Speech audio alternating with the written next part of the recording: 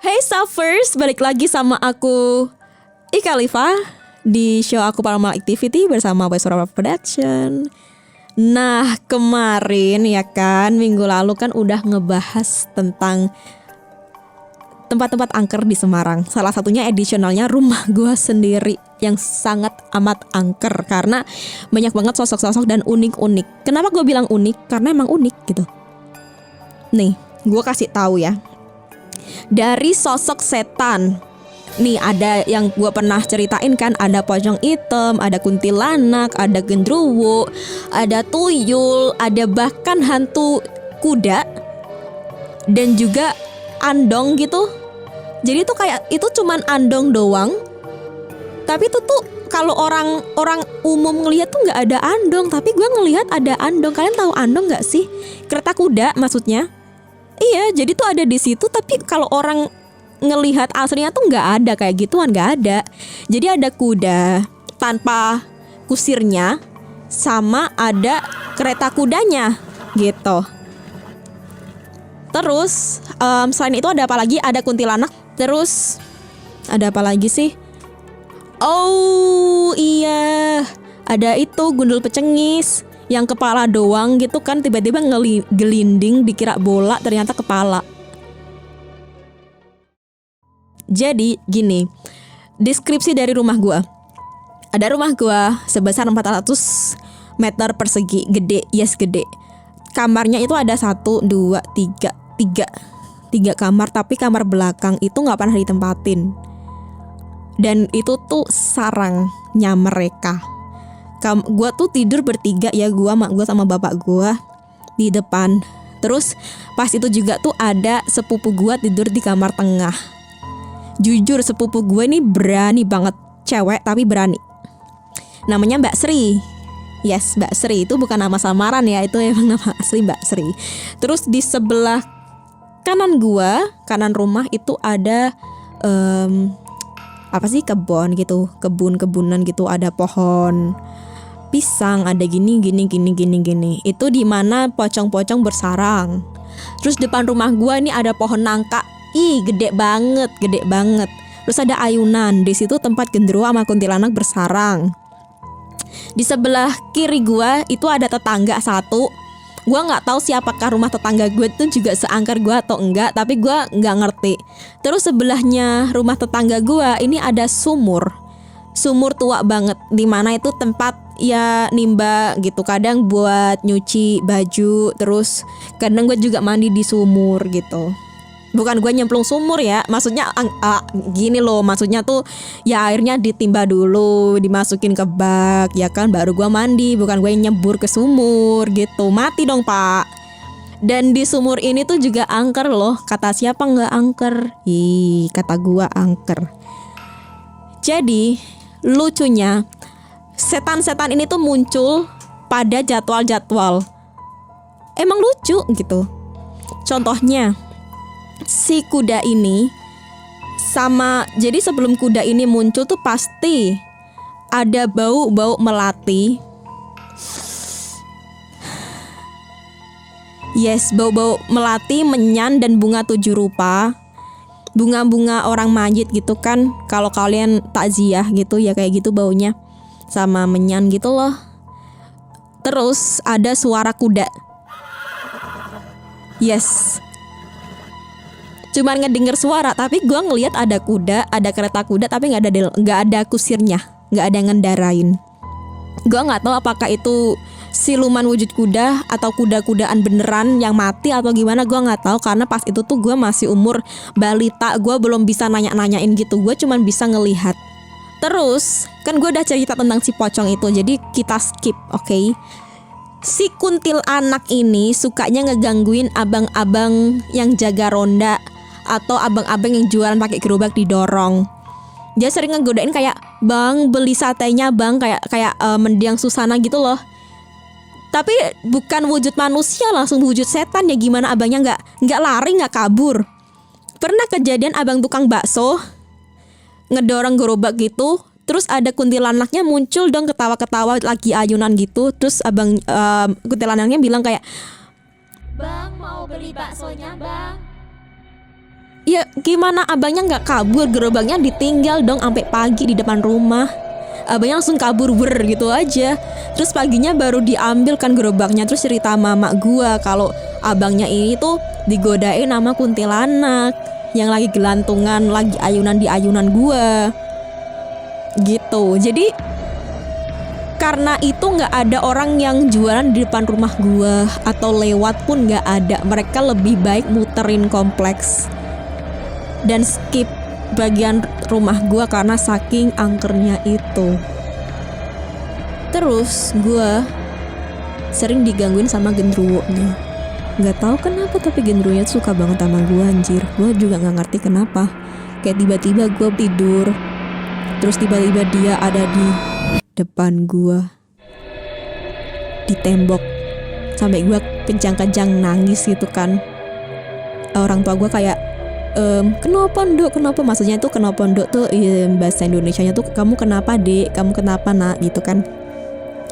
Terus ya gue bilang itu ada genderuwo di situ sambil gue tunjukin gitu loh, lagi ngeledekin Ika. Gue bilang gitu, lagi ngeledekin Ika Liva gitu, gue bilang kayak gitu. Ya emang ngeledekin gitu loh, tapi tuh mukanya ya seram gitu lah ya. Siapa sih yang nggak takut, apalagi pas itu gue umur masih balita kan gitu. Yes, kayak gitu. Terus si saudara sepupu gue ini kan dia tuh di kamar tengah ya.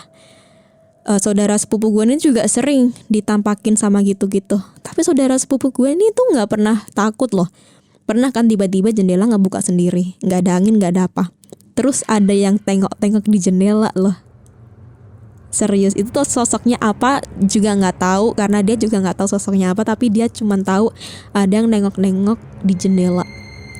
Sedangkan jendela itu tuh langsung ngehadap ke kebun di mana pocong-pocong itu bersarang gitu. Ya seiseng itu emang.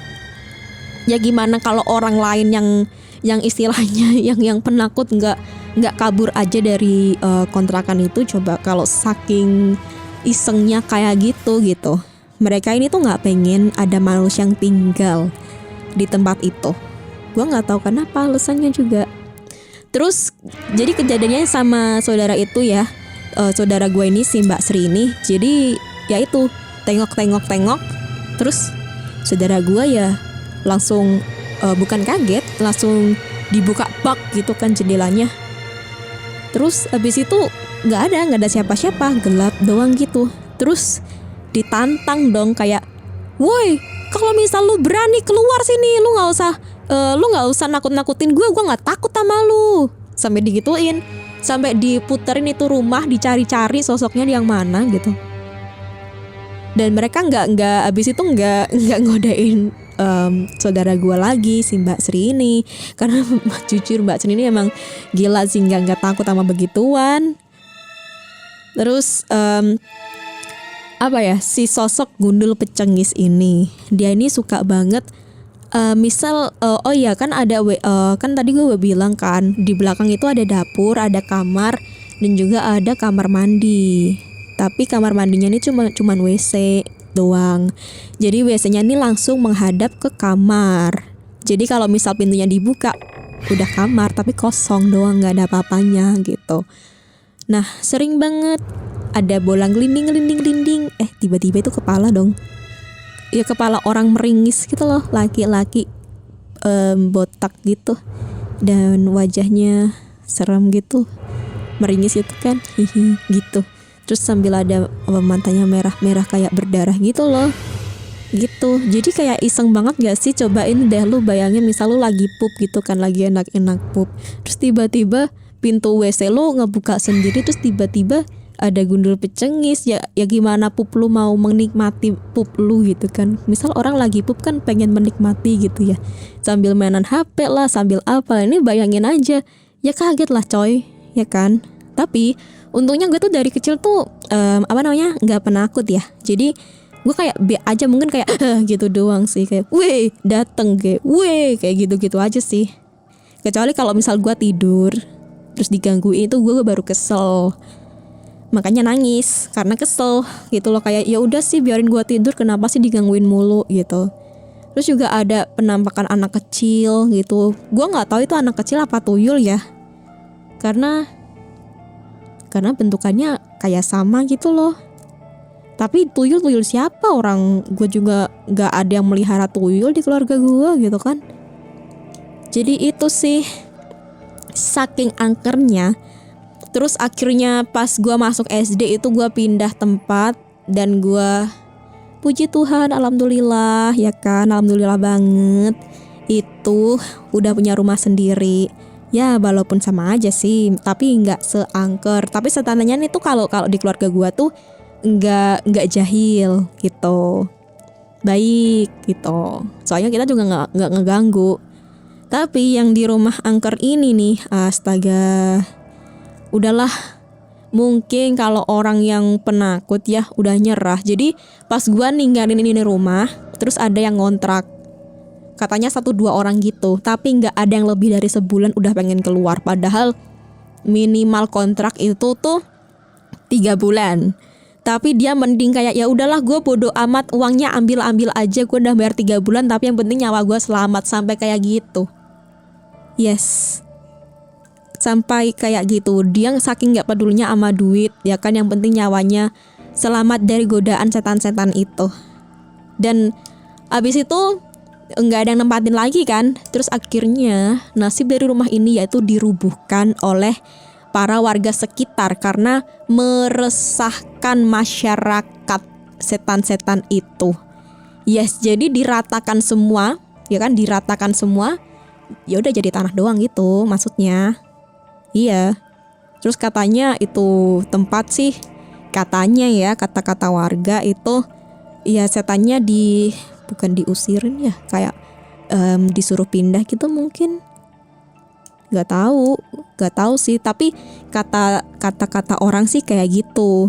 Jadi nggak ada lagi yang namanya kontrakan angker di daerah itu lagi karena sudah dirubuhkan. Syukurin.